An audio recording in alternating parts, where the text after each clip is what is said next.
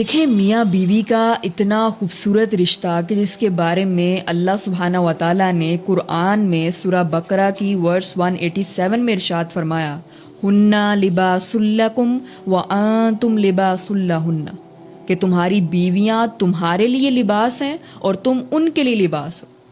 اور سورہ روم کی ورس 21 میں فرمایا، وَمِنْ آيَاتِهِ أَنْ خَلَقَ لَكُم مِّنْ أَنفُسِكُمْ أَزْوَاجًا لِتَسْكُنُوا، کہ اللہ کی نشانیوں میں سے ایک نشانی یہ بھی ہے کہ اس نے تمہاری ہی جنس سے تمہارے لیے جوڑے پیدا کیے تاکہ تم ان کے پاس سکون حاصل کرو۔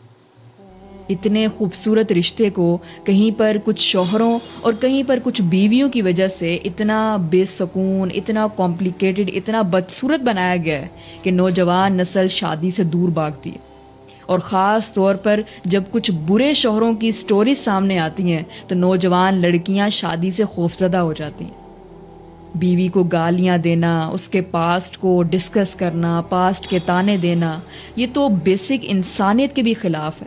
اور پھر اپنے گھر والوں تک کی ذمہ داری کا بوجھ بیوی پر ڈال دینا، یہ کہتے ہوئے کہ اگر بیوی زیادہ کماتی ہے تو خرچ کر دے گی تو کیا ہو جائے گا۔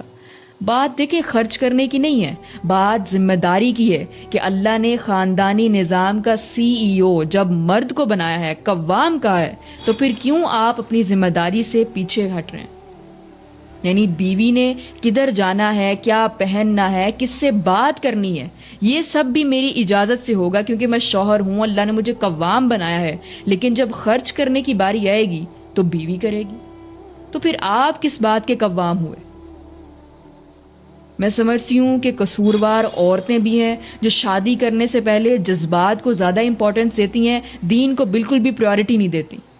محبت، عزت، فائنینشیل سٹیبلٹی، یہ سب بھی لڑکے میں دیکھنا امپورٹنٹ ہے، نو ڈاؤٹ، لیکن سب سے زیادہ امپورٹنٹ ہے دین دیکھنا کہ دین میں کتنا ایکٹیو ہے، اللہ اس کی فرسٹ پریورٹی ہے یا نہیں، ٹرو ڈیفینیشنز آف اسلام کا پتہ ہے یا نہیں، اس کی زندگی کا اصل مقصد اللہ کی رضا اور جنت کا حصول ہے یا نہیں۔